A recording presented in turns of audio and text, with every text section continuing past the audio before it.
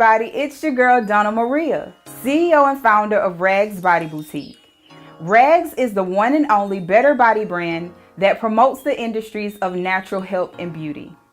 Do yourself a favor, head over to both Instagram and Facebook and follow us at RAGGz Body Boutique.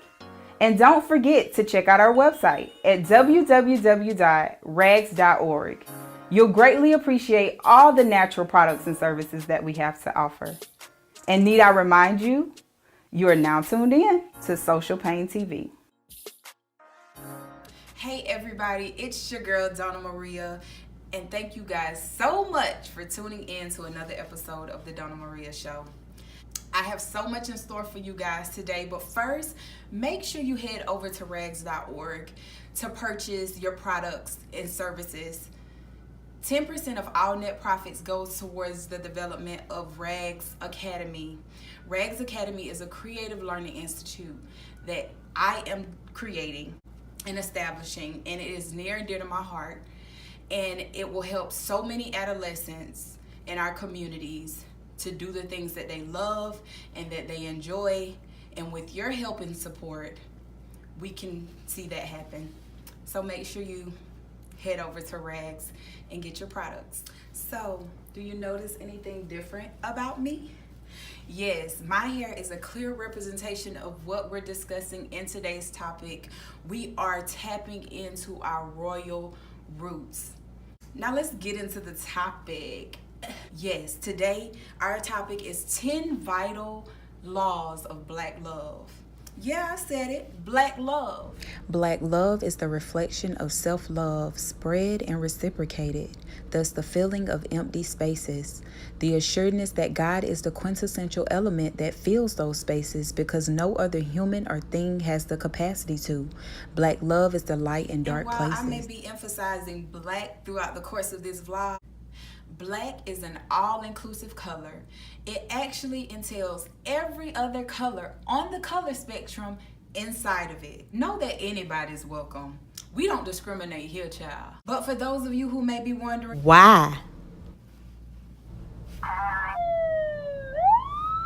Well, because it's necessary. I also acknowledge that Black love is not an essential component of life for all Black people. So for the 18% of you, can Miss Becky please raise her hand, bro?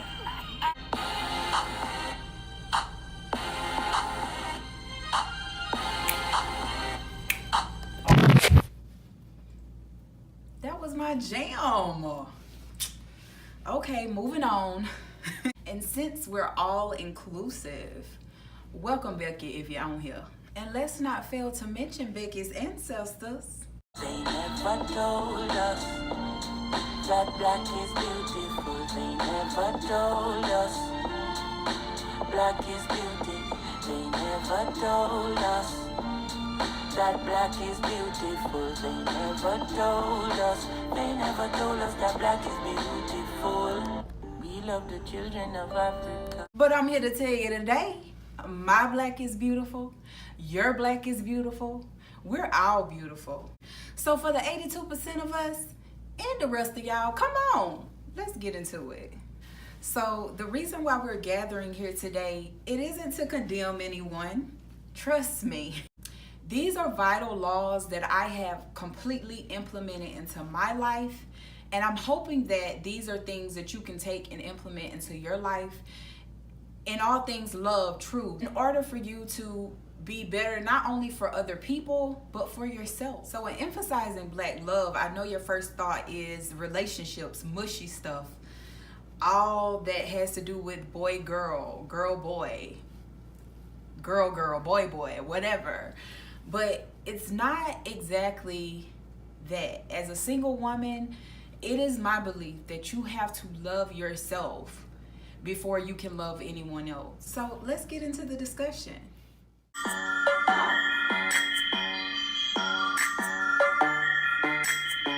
Law 1. Thou shalt love God with all thy heart. I mean, I don't know about y'all, but this was a rather hard one for me. Honestly, this is something that I've struggled with. And I'm not saying that I don't love God. No, definitely not saying that. I'm saying it's rather hard to love someone that you don't see. It's rather hard to love someone that you can't tangibly touch.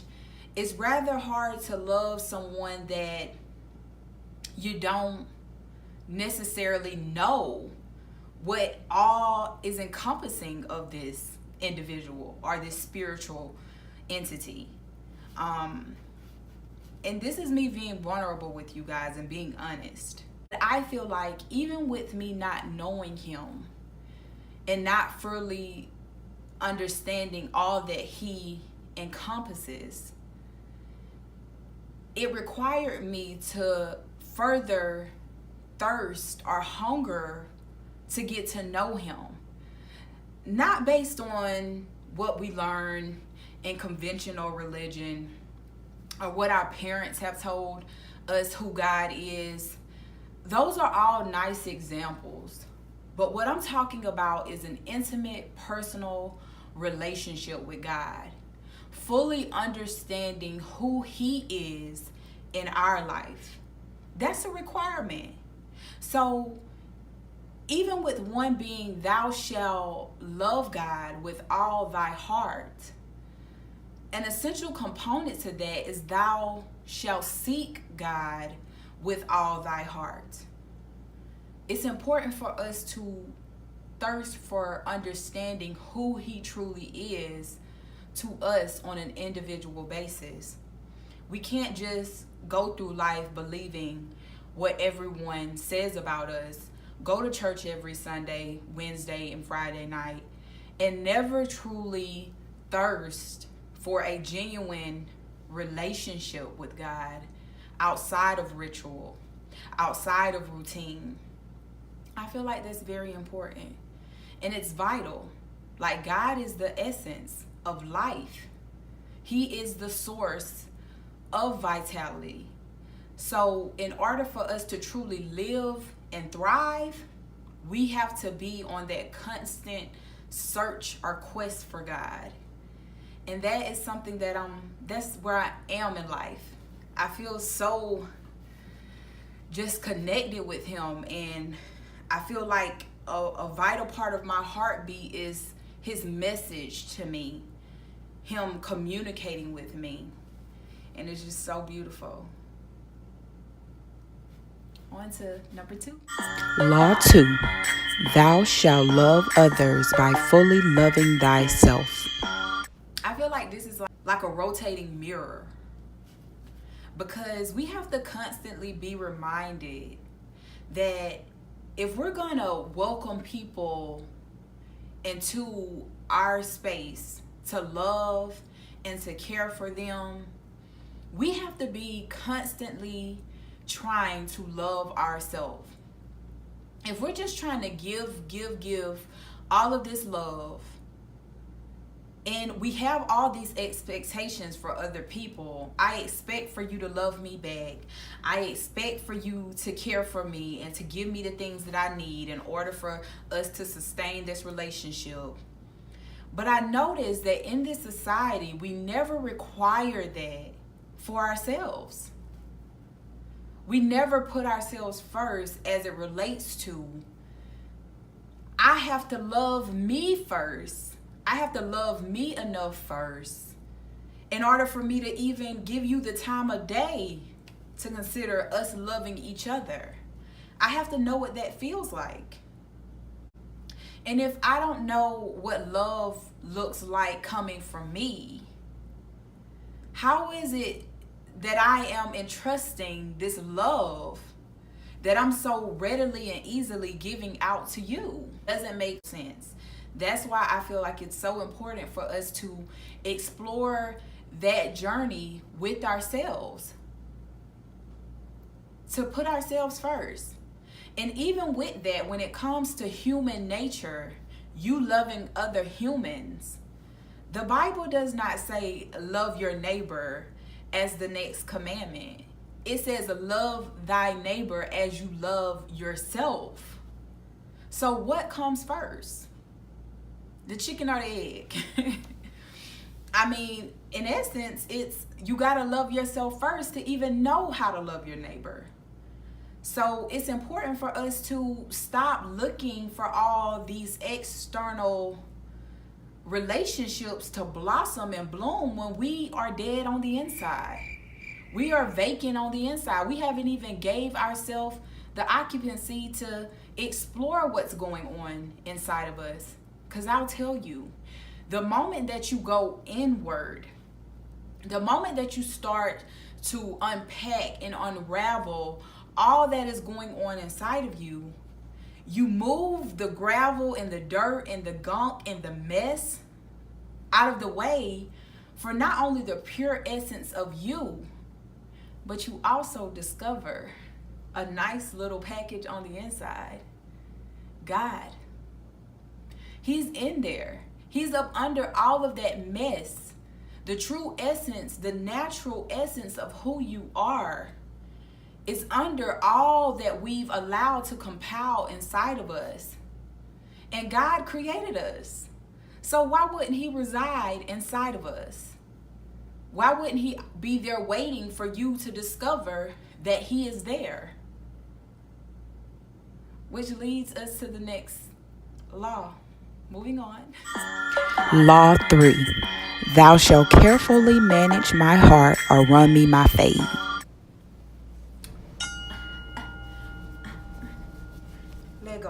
Lego. What's up?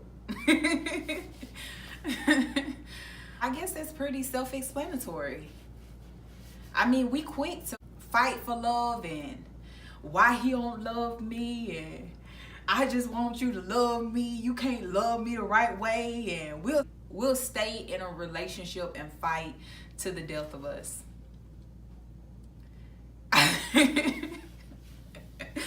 We'll fight to the death of us. We'll give it our all. Lord have mercy. We will give it our all. But I wonder when we get in the ring with ourselves, because we just lease out our heart. We give our heart away to people who can't value it because they don't value themselves. We lease our heart to people who just gonna sell it to somebody else.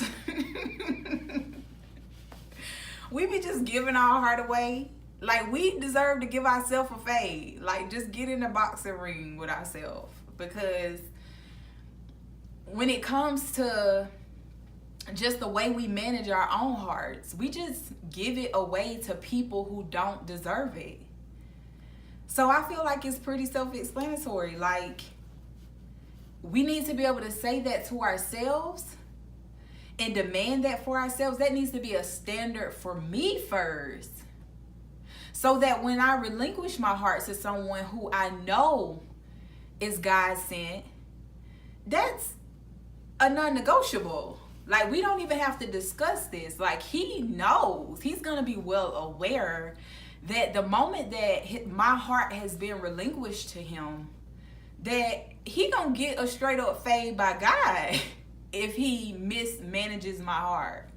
So we don't even take the time to instill that into ourselves, let alone telling somebody else, like, you were supposed to love me, you were supposed to care for me, like, what's up? Like, no. We need to let that go. We need to stop that inappropriate behavior. Fighting someone because they don't want to love you right, or you assume that they were gonna cherish you or care for you when you haven't taken the time to do that for yourself. Moving on. Hey, are you guys enjoying the vlog? Make sure you like, share, and subscribe to the YouTube channel so you know what's going on. And make sure you follow me on my other social media platforms. Facebook at DonnaMaria Jacobs and Instagram at the DonnaMaria. Okay, keep watching. Law 4. Thou shalt be in a committed relationship with fully developed grown folk.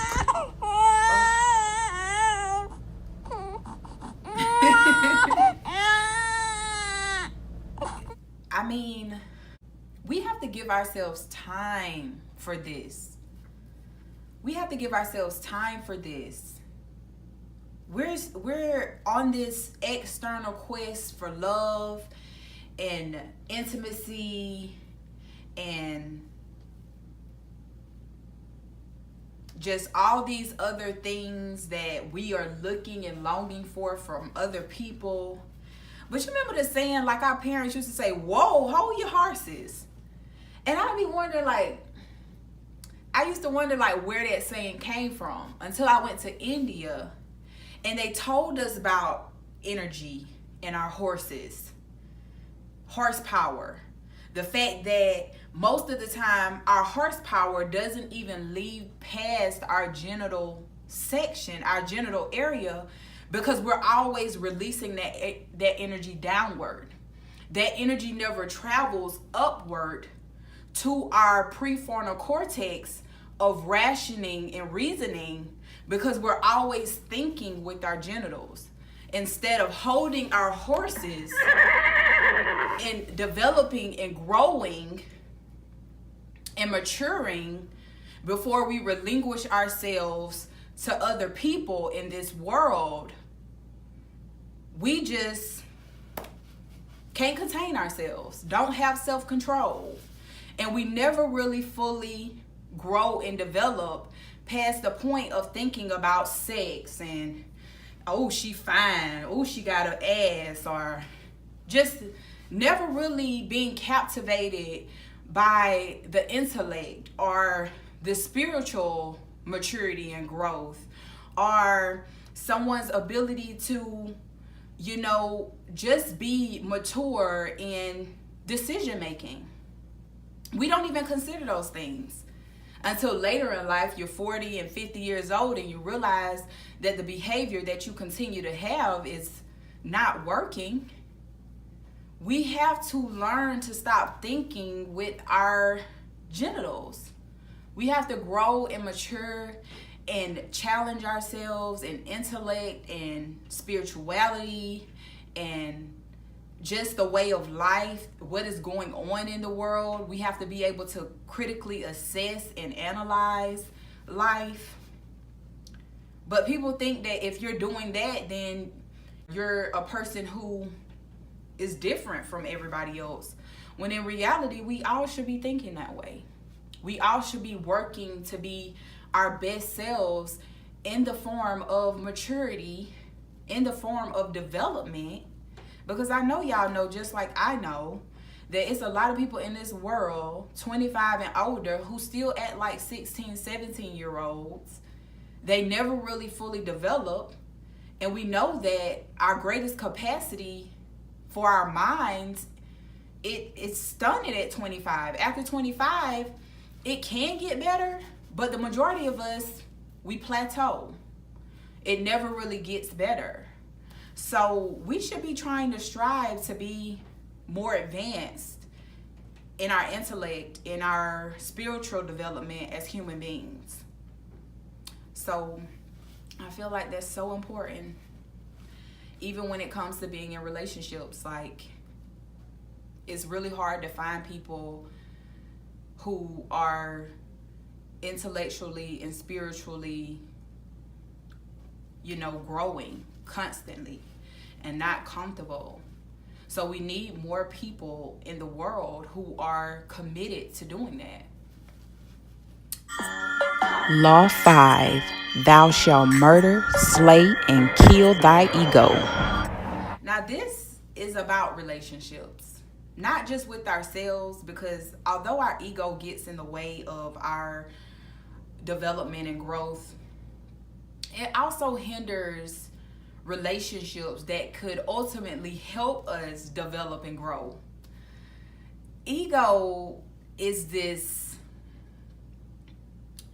boastful, prideful element of our minds that tends to, hijack our ability to be vulnerable, our ability to trust and open up and have the courage to really talk about ourselves and who we are and what we want. It's something that hinders us from the true experience of connection. And it limits our compassion towards other people. So we can't even connect and say, you know what, you're right, or I was wrong. That was real disrespectful. I shouldn't have done that. Or, yeah, me too. We don't even get to that point because we're so busy trying to play the tough guy or trying to protect ourselves from the fear of what we think is gonna hurt us. We're in protective or survival mode all the time when our ego is the primary function of operation. So we need to kill our ego and let it go sometimes. But when I say slay your ego, sometimes you need to be that motivation for yourself. You need to be able to say, yes, you can do it. Come on. Allow your ego to speak positivity into your life. If there's ever a point in your mind where you are able to acknowledge and realize that there's a blockage of the connection with you and the other person, you need to allow your ego to motivate you, to tell you that it's okay if you feel hurt. It's okay if you're scared and fearful of what may happen. Just do it anyway. But that takes training and that takes time.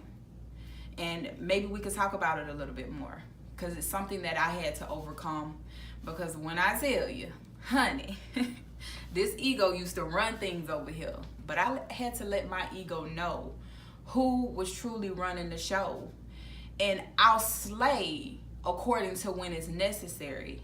But when it's not, it gotta go. Especially when it comes to me establishing healthy, loving relationships with people, expressing myself, telling people how I feel. I had to put it aside. Okay. Law 6. Thou shalt open your mouth and communicate. Lord. Communication. Oftentimes, communication requires vernacular or vocabulary. And vocabulary is a remnant of acquiring knowledge, education, understanding, wisdom as well, because a lot of times that communication that God is trying to have with you, you have to be able to discern what it is that he's saying, because it's not like his voice is all loud and robust. It's subtle, and you have to be able to put words to what it is what is vibrating in your spirit. You have to be able to understand that and connect with it. So it's important for us to set the standard of cherishing and valuing education, just so that we know what the experience is saying. What are the details of our daily lives? We have to value understanding that. And until we get to that place, it's going to be rather hard for us to communicate, because we have gotten to a place where we don't necessarily value educating ourselves. Because it's not like I'm saying we need to go to college and have all of these immaculate degrees. No, that's not what I'm saying. I'm saying that we need to take the time to ensure that we have some basis or foundation of vocabulary, knowledge, education, so that we can communicate with each other. And so that we're not offended when someone is trying to communicate and we don't understand. Because of being offended is a big issue today. A lot of people are so defensive and offended by just their insecurities and the lack of understanding. So as a community, as in essence, in honor of Black love, we need to make education a standard in our community again, a staple of our community. So, moving on. Law 7. Thou shalt be aware that action and intention shall align. We feel like we're in a relationship with someone. We're connected to a person. And we feel like that person, we can basically feel their heartbeat with ours. Our minds are to some extent synced together. Like even when you're thinking about the person, and then your phone rings and that person calls or texts you, and you thinking to yourself, I was just thinking about him, you know, and you feel like you know this person's intention. And in your heart, y'all have a heart connection, and you feel like you're growing to really love and care about this person. You feel like their intentions are good and pure. But it's been a week, and you've been thinking about him all week. You've been thinking about this dude all week, and he just not calling. But his intentions, he was intending to call, you know what I'm saying? He wanted to call, but he got busy, or he had all these things going on. Or you were wanting to connect with him and have a date with him, go out on a date with him, and he never initiated. But when he come over for Netflix and chill, you expressed that you wanted a date with him, and he said, oh, I was gonna do that, but I ain't know if you wanted it. Like, what? But we here and we watching Netflix and chill. So his intention was to take me out, but he didn't. But that was his intention. But what is his action saying?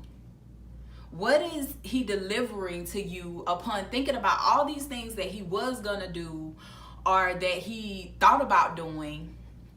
What is the delivery? What is the action behind all those thoughts? Is he coming through? Or is he falling short every time and saying, that's what I thought about it, you know, I was gonna do that, but I ain't know if you wanted it. It's like, you wasn't gonna do that. So it's important, even in relationships, with people that we love and cherish, that might be our family members or whatever, we have to get into the notion of calling people out when their actions and intentions don't align. Because we know that people love us, but love is an action word. So you should be able to show me you love me without even talking, without even saying you was, or you thought about it. Okay, moving on. Law 8. Thou shalt know that jealousy and envy cannot exist in the presence of black love. Sis, what up, bruh? I see you. See that black love? We so jealous of each other, y'all. We so envious of each other, y'all. And I know where that behavior is like an automatic trigger for us. I know where it historically stems from. And oftentimes we call it the crab in the barrel syndrome. Instead of moving into oneness, we tend to think that we're all of these separate entities, and that she isn't me and I am not her, and we're individuals. Now, the culture we're currently in, that's common. Like, we've been raised to believe that we are within an individualistic society, every man for himself. But to truly understand your roots, to know where you come from, to know who you truly are, in essence, you know that isn't a part of your true nature. We were groomed and bred as one. That's why we all really slick came as one. That's why they still coming. You know, we thirst and yearn to connect with each other. We thirst and yearn to be one with each other. So if I see my sis over here doing amazing things, I don't care where she's from. I don't care what part of the continent of Africa she's from. I don't care what part of America she's from. I don't care what part of the islands, the Caribbean islands, Trinidad, Tobago, Jamaica, Bahamas. I don't care where she's from. That's my sister. And I'm going to big her up. I'm going to big him up every opportunity that I get. Because jealousy and envy cannot dwell in the presence of black love. That needs to be law. That is law. I don't care where we're from. We need to stop the madness. We need to stop thinking that she thinks she better when you ain't even had a conversation with her. You just have that projection going on. You just assume that she's better because you don't know her. You're just looking at her exterior. We need to get to know people and understand and connect with them on the heart level so that we know who they are. I have faith in you guys. I know you're gonna make it happen. Okay. Law 9. Thou shalt treat all women like you treat your mama. Let me just start off by saying that some of you may say, my mama wasn't there for me. My mama don't love me. Me and my mama don't have a relationship. I also say that that's valid. And it could be an easy cop-out. It can be an easy justification or excuse as to why you treat other women the way that you do. But I also say that we all desire those relationships to be in harmony, for me to be able to call my mama up and tell her what I need, for me to be able to just call and talk to my mama, and for her to give me advice and love. I'm certain that the majority of us that feel like we don't have solid and quality relationships with our mothers have imagined, daydreamed, thought of what we want that relationship to look like. And if you haven't, that's something that you need to do. Even if it's not possible, you need to sit down and write out what you would envision that relationship looking like if it was a healthy relationship. Because it has to start there. There has to be some level of, number one, healing, and number two, accountability, in order for you to break or end that cycle. You have to be able to acknowledge that this wasn't the life that I envisioned for myself. But as I encounter other women, and possibly one day a daughter or a son, I want to be able to develop that relationship or teach them how to have that relationship with other women. Because you know the saying, if you want to know the status of a society, look at the way in which they treat the woman. And I can say, honestly, the way in which we've knocked our woman off of her throne and made her the bottom bearer while we still depend on her for everything, is sad and it's unacceptable. We need to do better with our women because they are the bearers of this civilization. There will be no life without a woman. And if we're constantly disrespecting her, belittling her, treating her any kind of way, disregarding her, dismissing her opinion and her feelings, talking to her any kind of way, we're not getting very far. It might look like we're advancing in this patriarch, but I'm gonna tell you, we ain't getting very far. So we need to change that behavior. That needs to be a stature. That needs to be something that is non-negotiable in our communities. When it comes to women, you need to treat all women like you would treat your mama. Your ideal, perfect mama. Because at the end of the day, she still is the bearer of life. She still is responsible for procreating and producing civilization. Okay. Oh, you guys, this has been so much fun. I've enjoyed sharing with you my 10 vital laws of Black love. And in essence, I hope that you were able to take something away, write something down, acknowledge that this is something that you want to add to your everyday life. Because it's vital for us to have a standard for ourselves. So when I meet my man, wherever you are, you'll know that this is where we begin. This is the foundation of our relationship building and our procreation and our creation of kids that will one day run this society. We have to have a standard. So as we come to a close, we have one more and we'll get into it. Come on. Law 10. Thou shalt know that disloyalty, infidelity, and a lack of self-control are non-negotiable.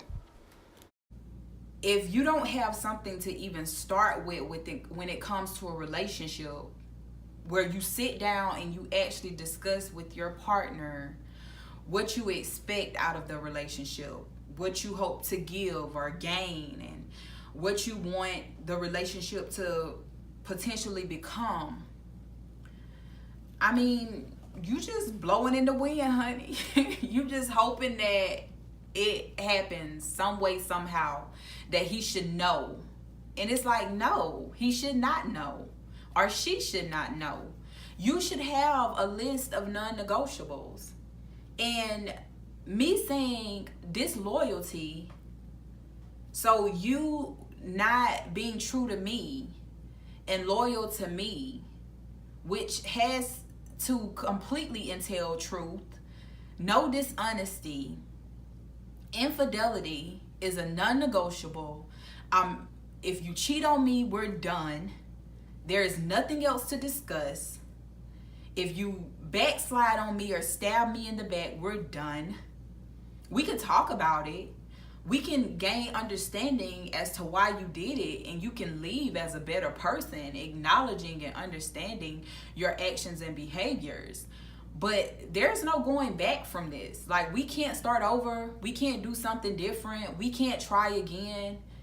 If people are aware of that, if people are well aware of your expectations or your non-negotiables coming into a relationship, I am certain that they'll either, one, because this is happening to me right now as a 27-year-old in 2 days, when I present my non-negotiables to guys, like guys who know that they can't even live up to that standard, they keep it moving. Like, they don't even waste 5 minutes, child. Like, they just keep it moving. Why would I want someone to stick around who possibly is of that character? I'm grateful. I'm like, thank you. Thank you for acknowledging your faults and the fact that you're just not there yet. I'm completely okay with that, because this is where I am and I'm not settling. And then the lack of self-control. Like, the fact that you can't hone in on whatever is going on inside of you. I cheated, but it was a mistake. Like, how is cheating a mistake? You had to have a conversation with the girl. You had to go to some designated location with the girl. You had to take your clothes off. You had to think about getting hard. You had to put it in. I mean, there was a lot of chances to say what I'm doing is fucked up, you know? So that's just an excuse that women buy, and they allow child, not me, not I. I plead the fifth. I have non-negotiables, because in this life it's necessary. People will do only what you allow them to do to you. And so until we have a standard, until we say that this is my way of life, if you don't approve of it, thank you for keeping it moving. Thank you for carrying on. And that's that. So I hope that you guys enjoyed the 10 vital laws of Black love, hoping that it's something that you can incorporate into your daily life. And until next episode, Teaching the children. La da da da. La da da da.